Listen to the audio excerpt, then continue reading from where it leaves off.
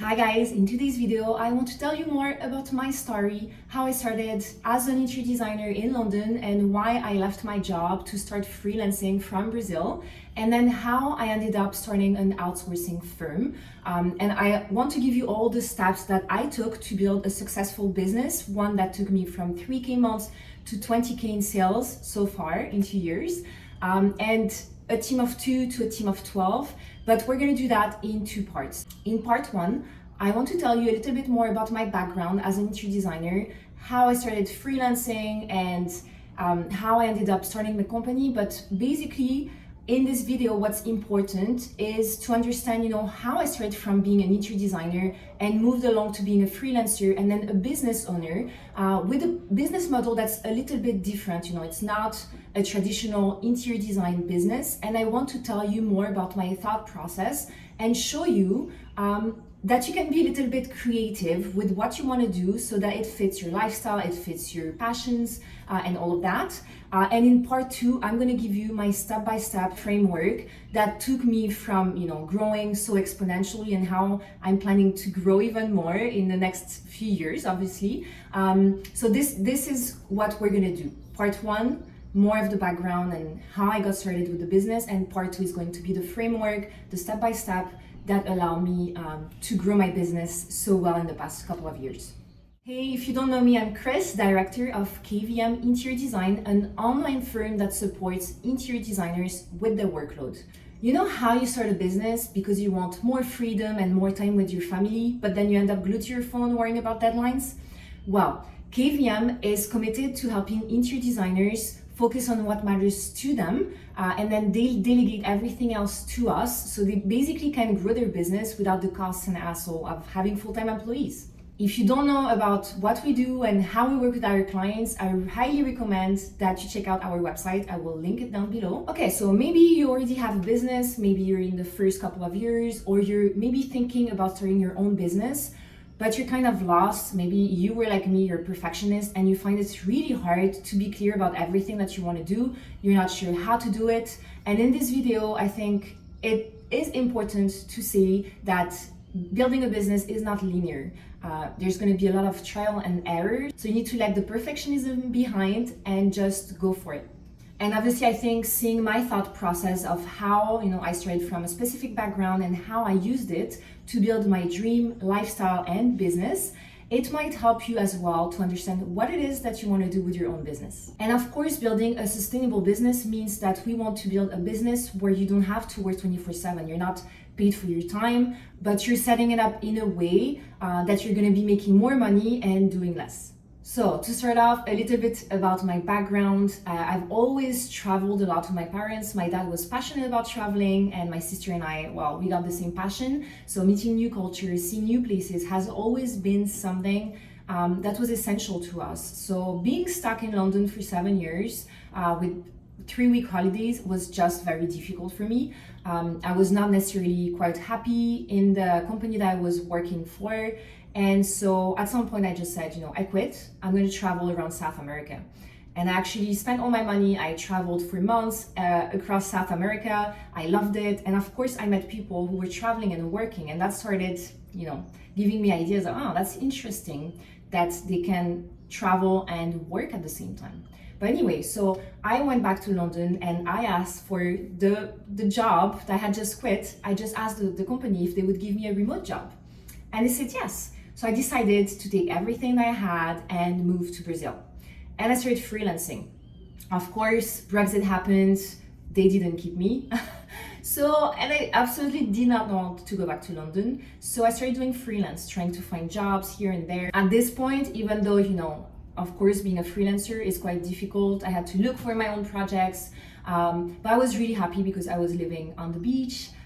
It was the dream life, and I really wanted to make it work. But of course, there are things about freelancing that really bothered me, and I didn't see it as a sustainable model for me. So this is why I stopped freelancing. I think there are a couple of things that I noticed. First of all, I didn't like that I had to look for clients. I wanted the clients to come to me.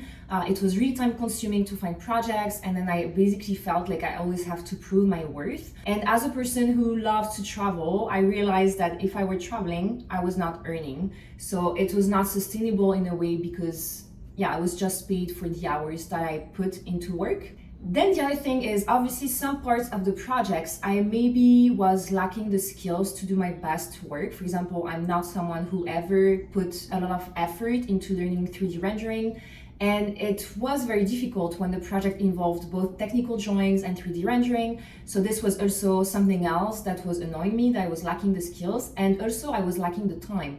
Because truth is, if you are paid for the hours that you put in, there are only so many hours you can work in a day, so growing is very difficult. So I'm not gonna spend too much time talking about Tim Ferriss's book, The 4-Hour Work Week, but it did really inspire me with this idea of outsourcing.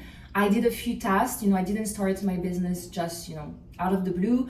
I tested things out when I was working as a freelancer. I just found another girl who had skills I didn't have, and it worked out really well, actually. And so by doing these tests with some of my clients, I saw that it could really work, and I started developing an idea and thinking about how it would work. So it did take a long time from this little idea that I had to having a full business doing outsourcing. But obviously, the reason why I started the outsourcing company, I had a few clients who actually were architects and interior designers. And I noticed that I loved working with them a lot more than having, private clients. I started thinking about how my clients could be architects and interior designers and how we could help them with their work. And this is how the idea of the outsourcing firm started. And as I said, it took a long time, to think about the services, about the pricing, doing some research, seeing if other people were doing it. So it's something that took time. And if you are wanting to start your own business, you have to be patient, you have to do the work, you have to be okay with the fact that you're not going to have a perfect business model from the get-go. It's going to take a lot of trial and error, and never give up, basically. Okay, so here we are. So I have this idea of starting my own business, but I'm only an interior designer. I don't know anything about newsletters and lead magnet and how I would even get my clients. So I had the skills to be an interior designer. I didn't have the skills to be a business owner yet. What I did was I invested all my savings into a marketing company based in New York, and they basically set up everything for me. I spent nearly 10K. Of course, not that many people have this type of saving to put into a business that they don't even know they will work. So it is a little bit tricky if you're trying to do everything on your own and understand how to set up a business that can basically start making money. I'm actually working on a special project. I wanted to help freelancers who were like me when I started. I had no idea how to set up my business. I didn't know what elements, what components I needed to start making money, to start finding clients. So I'm actually building a bundle that will be amazing. You can set everything up yourself very quickly and very easily. I will talk more about this. If you have questions about it, you're interested in knowing what it's gonna be, when it's gonna be released, drop me a comment down below. Yeah, I had this marketing company set up the business for me. I started showing up on social media, which was really difficult because when you don't post anything on social media and then you have to start showing up every day for people you don't even know, like you just think nobody's watching what I'm doing. It's obviously very difficult to be consistent. And I struggled for a long time to find consistent work. I only had one designer working with me and we never knew how much we're gonna make a month. It was a very difficult time, but as I said, you kind of have to stick with it. If you know your idea is good and you have what it takes to make it work, you just have to go for it and never give up. And I know that for some people, they might have to do that as a side hustle at the beginning, which is completely fine, as long as you do put in the time regularly to work on the business. Whether it's 8 hours or 1 hour a day, it doesn't matter. You just have to be consistent and really think about what it is that you need to be doing to move the needle forward every day. I also do want to point out that having a good business idea is not enough. There are plenty of good business ideas every day from anyone, but what will make the difference is what you do with this business idea. And what I mean by good business idea, it's basically a solution that you sell in the form of a product or a service that will help a specific group of people, which we call, a niche. So for example, for the outsourcing, architects start their own business. They want to work maybe alone or maybe just with one person, but they don't want employees because it's so irregular. Like the amount of work is so irregular when you get started. It doesn't make sense to have so many costs involved. And the reality is that they can't do all the work themselves. So they need to be delegating a part of their work to someone else. So outsourcing is perfect because they only pay for the work when they need the help.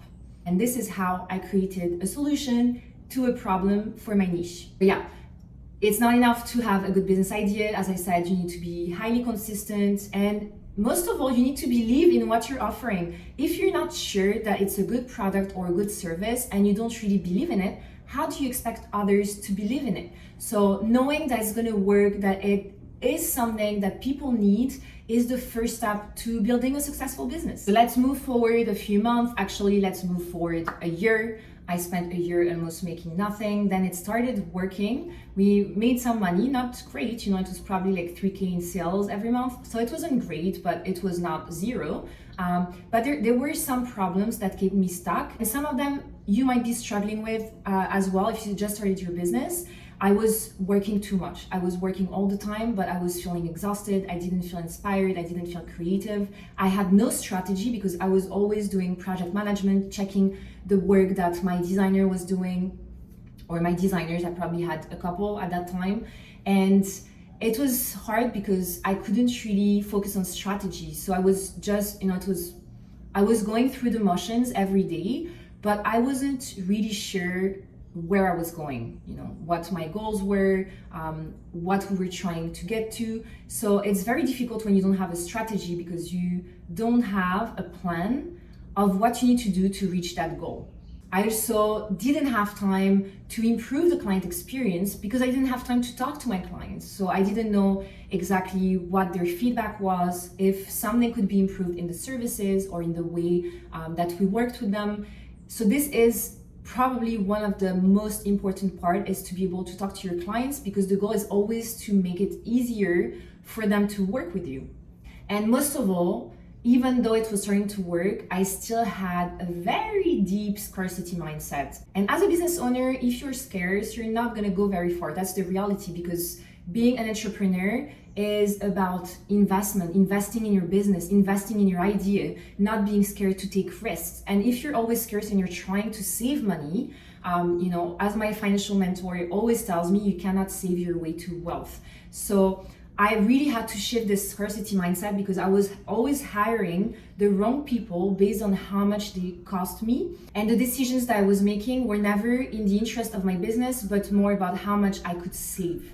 And this is what I will be telling you in part 2, what I shifted, how I shifted my mindset, what steps I took to stop being overwhelmed and overworked and build a business that was truly sustainable, one that would allow me to work less but make more, build a bigger team, build a bigger list of clients, and improve the offer over time as well, because the goal is always to improve, to make your offer better for the people that you're serving. So this we will be discussing in part 2, so stay tuned, it will be released next week. In the meantime, if you like this video, please give it a like, subscribe for more tips about how to grow a sustainable and profitable interior design business with outsourcing. If you are interested in hearing more about the bundle, please drop me a comment. I will gladly send you more information about this bundle that's coming up very soon.